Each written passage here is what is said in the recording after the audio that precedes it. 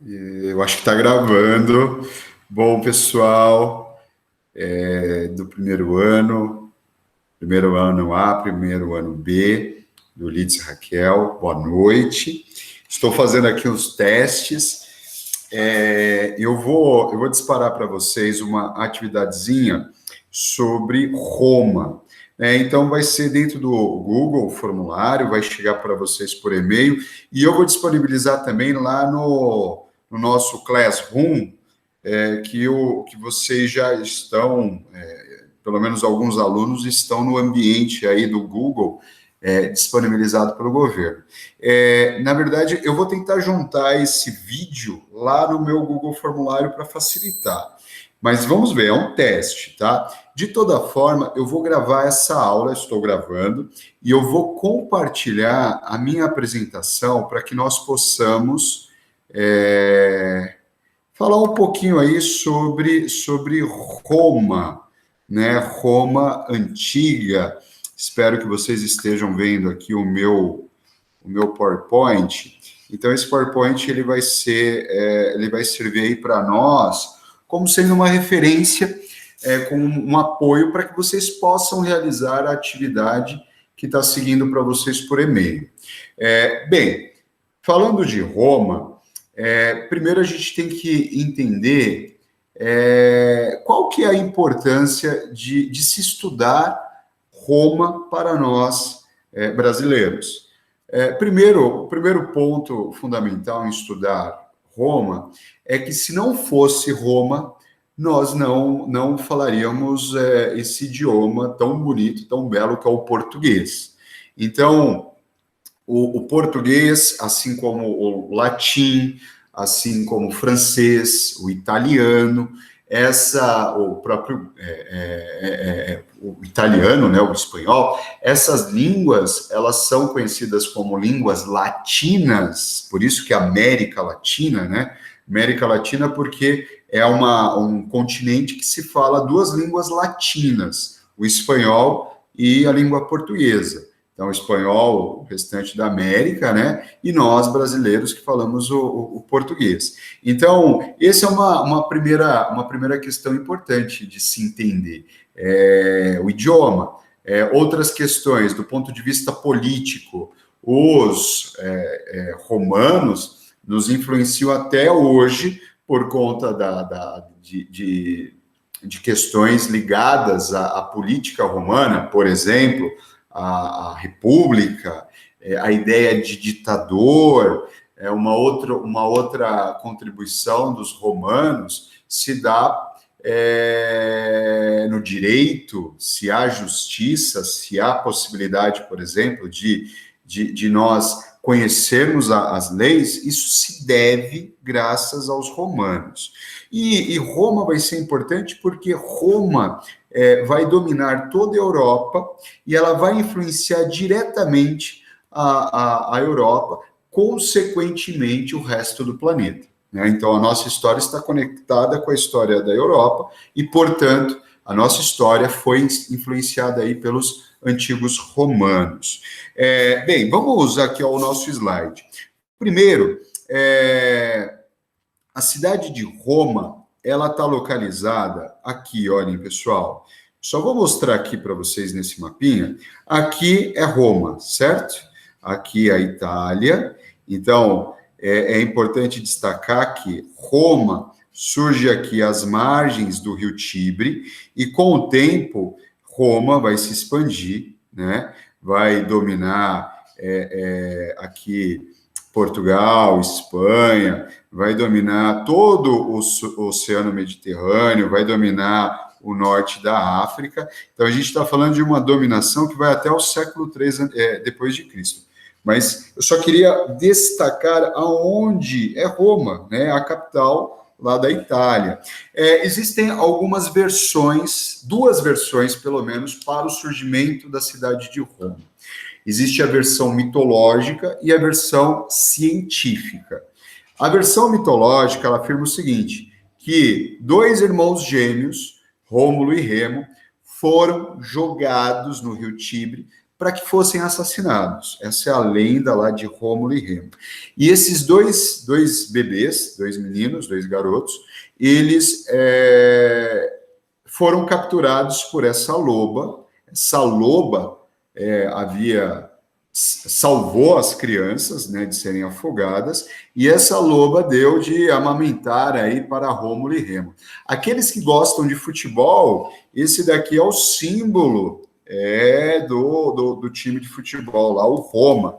Essa imagem da loba Capitolina e amamentando Rômulo e Remo, que eram irmãos gêmeos, essa imagem está presente por toda a cidade de Roma. É um símbolo da fundação da cidade de Roma. Isso daqui, essa história é um mito. Na verdade, essa não é a explicação científica. Essa história é a história mitológica, ou seja, elementos místicos que explicam a fundação da cidade de Roma. Tá, professor, mas qual que é a explicação científica? A explicação científica é essa daqui, olhem, gente. A explicação é a seguinte: as margens do rio Tibre, né? Tibre, não é Tigre, que nós estudamos lá nas aulas presenciais sobre Mesopotâmia. As margens do rio Tibre, nós tivemos aqui a fixação de alguns povos, né? Povos latinos, povos sabinos. Mais tarde vieram lá os etruscos, vieram lá da Mesopotâmia, atravessaram lá o continente, atravessaram a Ásia, né, a Mesopotâmia, chegaram na Europa e se fixaram ali às margens do rio Tibre, junto com latinos e sabinos. Então, a mistura desses povos, latinos, sabinos e etruscos, deu origem, então, à cidade de Roma. Cidade de Roma era uma vila de passagem, principalmente para pastores que levavam seus rebanhos, né, de ovelhas. E aí, aos poucos, essa pequena vila de passagem, ela começou a crescer. E aí ela se tornou a maior cidade da antiguidade. Seguindo aqui no próximo slide, falando um pouquinho sobre a região, né? Eu comentei um pouquinho aí no slide passado, mas quais são os fatores que contribuíram para a fundação da cidade de Roma aqui, e para o crescimento da cidade de Roma, que vai se tornar um grande império? Roma terá domínios sobre toda a Europa, sobre a Ásia, né, pegando lá a Península Arábica, né, lembrando que são os romanos que vão crucificar Jesus Cristo dentro de um domínio romano, né, que era a região da Palestina, a região de Jerusalém, toda aquela região que fazia parte ali da Península Arábica, né? Além disso, eles tinham possessões, domínios na África. Então, o Império Romano ele será gigantesco. Então, mas por que, professor, tudo isso aconteceu? Olhem só, era uma região fértil, né? Então, lembrem-se do que nós estudamos lá atrás sobre Mesopotâmia, Egito, né? Os povos sempre buscaram regiões férteis para produzir alimentos, criar animais, tocar a sua vida, concretizar sonhos. Então, não é diferente. As pessoas vão se fixar às margens do rio Tibre, e esse é um rio altamente navegável, que liga, que percorre toda a Península Itálica e que desemboca no Mar Mediterrâneo. Então, é um rio estratégico. Além disso, havia uma proximidade com o litoral, né, sobretudo aqui no litoral, né, no Mar Mediterrâneo, né? Lembrando que nós estudamos lá os antigos gregos, né? Demos uma olhada lá no domínio grego sobre o Mar Mediterrâneo. Esse domínio ele vai acabar. Quem vai dominar aí serão, então, os romanos. E aí haverá, então, primeiramente, a ocupação aqui na região central da Península Itálica. Então, a Itália é esse território aqui, olha, em formato de bota. Então, a cidade de Roma começa aqui, pequenininha. Em poucos anos, essa pequena cidade, ela começa a se expandir. Então, a expansão territorial, ela vai se dar a partir da fundação da cidade. Nós estamos falando de 753 anos antes de Cristo, e ela vai até 476 depois de Cristo, quando o Império Romano do Ocidente ele acaba. Nós vamos ver por quê. E por que Império Romano do Ocidente? O Império ele vai se tornar tão grande que lá na frente um imperador vai dividir esse império em dois, Ocidente e Oriente. Mas isso não se preocupem, a gente vai estudar daqui a pouquinho. Sociedade. Como que a sociedade estava organizada? Primeiro, galera, nós temos uma sociedade altamente, com o tempo, né, ela vai se organizando, ela vai crescendo o número de profissões, cresce o número de habitantes, enfim. Essa sociedade, a sociedade romana, ela será uma sociedade desigual e hierarquizada. Ou seja, poucos com muito e a grande maioria sem nada. Então, quem está no topo da pirâmide? Os patrícios, então os patricinhos, as patricinhas. Os patrícios é quem ocupavam o topo da pirâmide social. Quem eram eles? Homens livres, certo? E homens que, por terem muito dinheiro, por terem propriedades, né, terras, esses caras, eles é quem participavam das decisões políticas. Além dos patrícios, abaixo dele, nós temos os clientes. Quem eram esses clientes? Eram homens livres, sem riqueza, mas que dependiam dos patrícios. Era uma espécie de puxa-sacos, sabe? O cara, ele não era plebeu, ele não era patrício, ele era livre. Só que ele dependia dos patrícios. Era o cara que ficava ali, sempre dependendo da vontade do seu senhor, que era o patrício.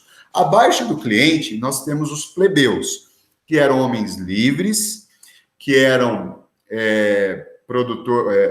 camponeses, produtores rurais, pequenos artesãos, enfim, formavam a maior parte da população, e os plebeus é quem pagavam a conta. Eram aqueles que trabalhavam duro, de sol a sol, e que pagavam muitos impostos.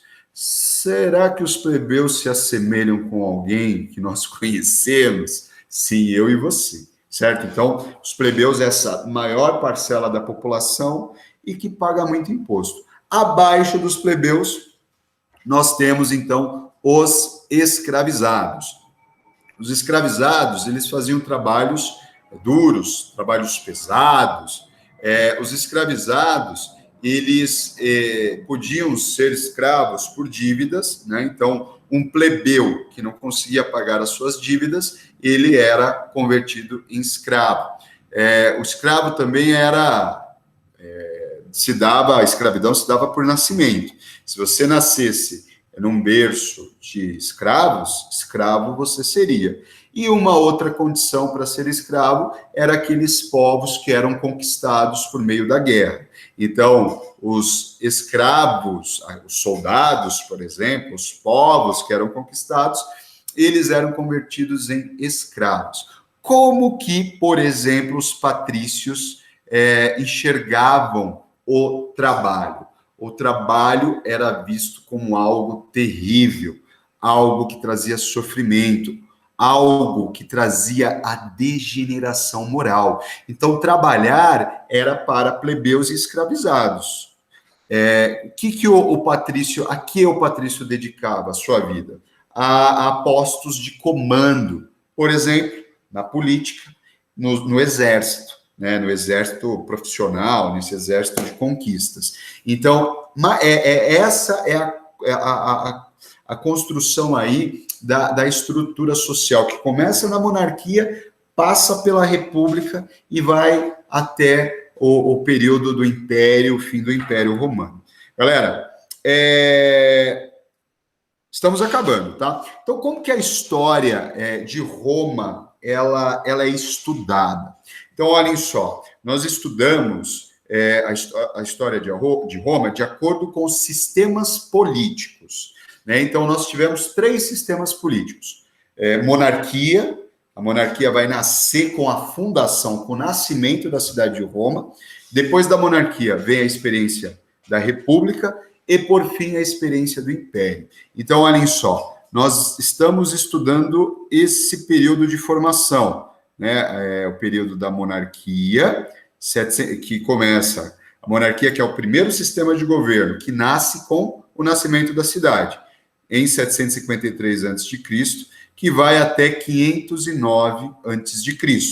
Depois, os patrícios darão um golpe, vão expulsar o último rei, chamado Tarquínio, o Soberbo. Esse rei é expulso, e aí os patrícios estabelecem, então, a República Romana, que vai durar de 509 até 27 anos antes de Cristo. Pessoal, o crescimento de Roma o crescimento territorial se dará entre a monarquia e a república. O império surge, Roma já é um gigante, já tem várias colônias, várias possessões, tem milhões de escravos, né? Então, o período de crescimento de Roma se dá de 753 a 27 anos antes de Cristo.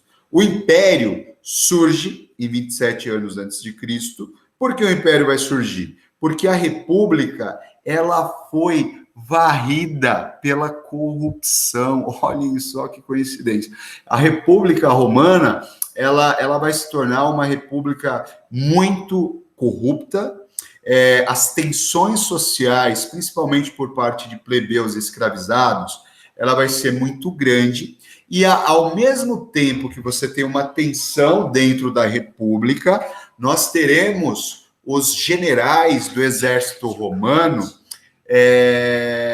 ficando cada vez mais poderosos, certo? Então, os generais poderosos, né?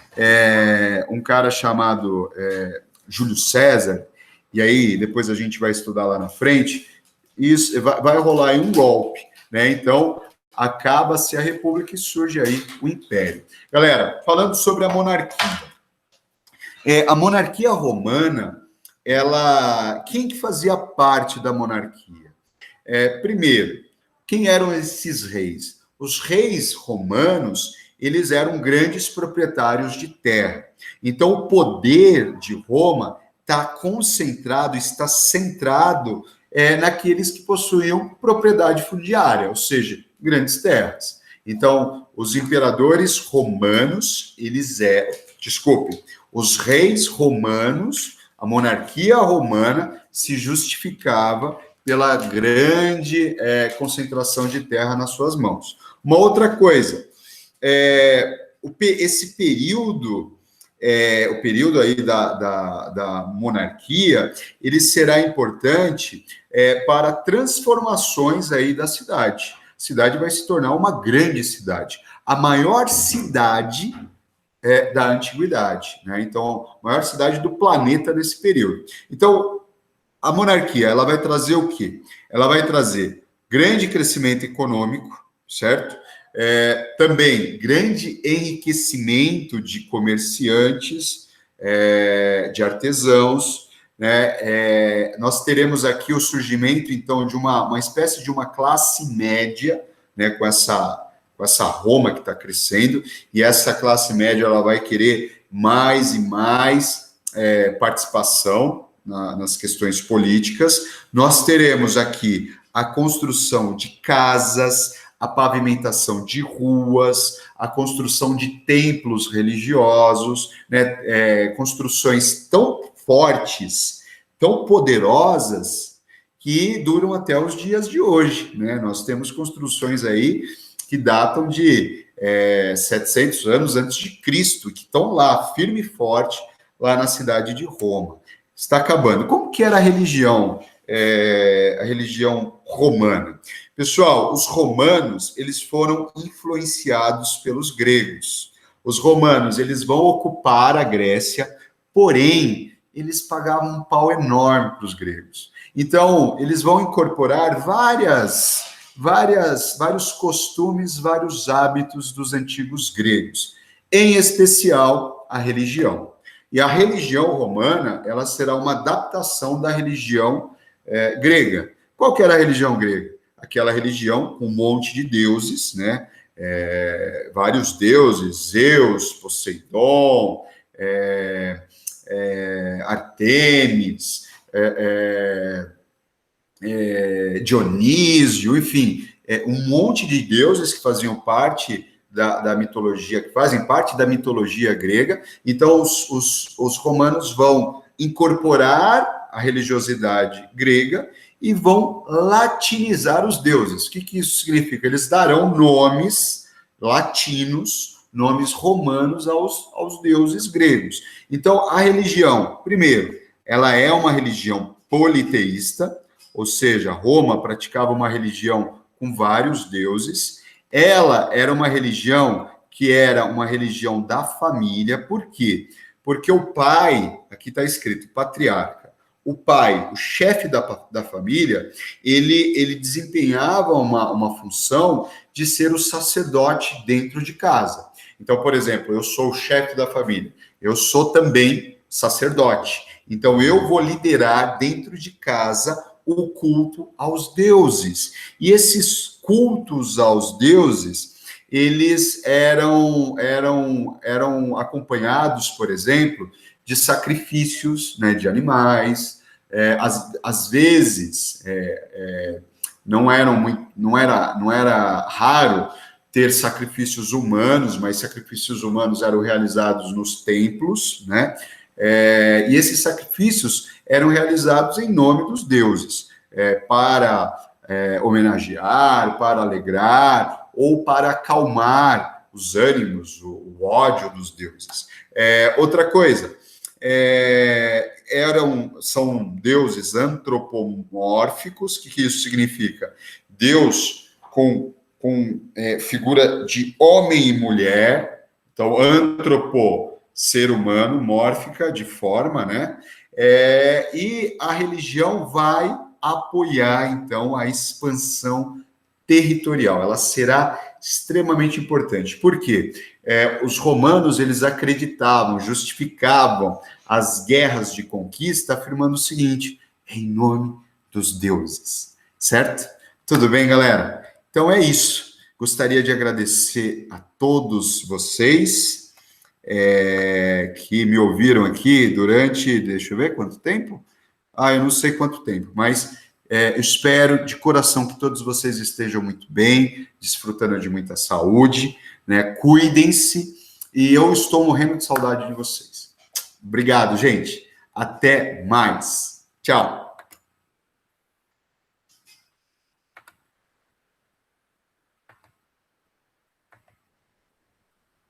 Tchau, galera.